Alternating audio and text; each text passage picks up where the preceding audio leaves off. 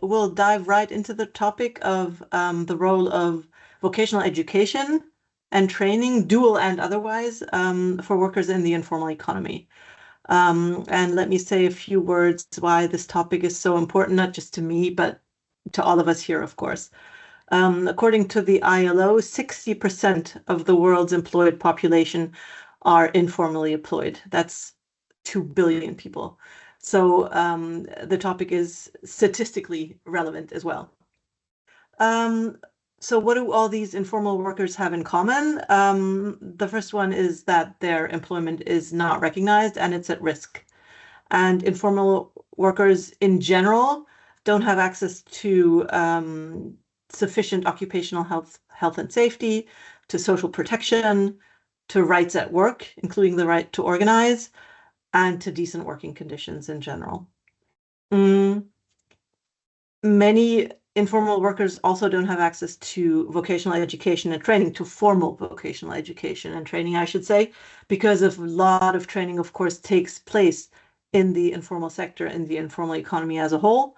And there we have the whole issue of recognizing prior learning, recognizing current competence, whatever you'd like to call it. And I'm sure we'll address that in our discussion later on.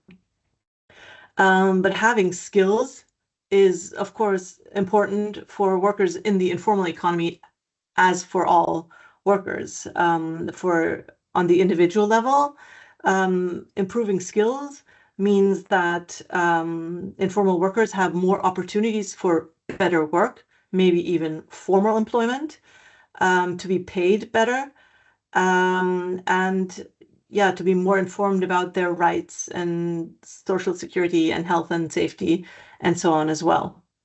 But improving the skills level of informal workers is also beneficial for the companies, because a better skilled workforce generally means more productivity, more competitiveness, as well as more potential for innovation.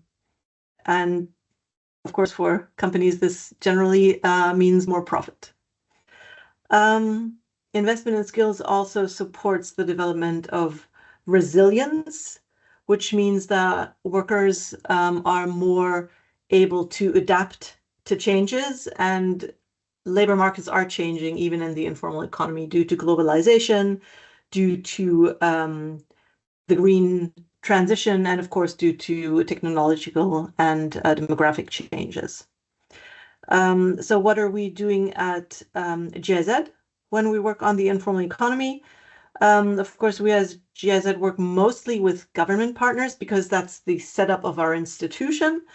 Nonetheless, whenever a government in a partner country is invested in the informal economy and has it on its agenda, then of course we also have the mandate to work there. And the major topics, I should say, we're working on there are improving working conditions in the informal economy on the way to decent work.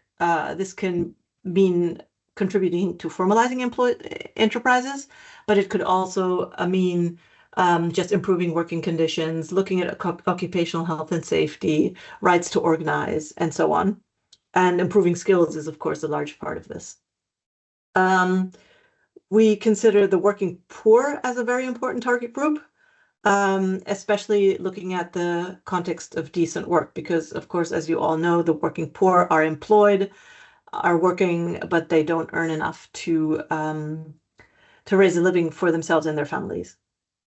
And we also work on supporting the right to organize and social dialogue as a whole, and including social dialogue and self-representation in the informal economy, in the informal sector.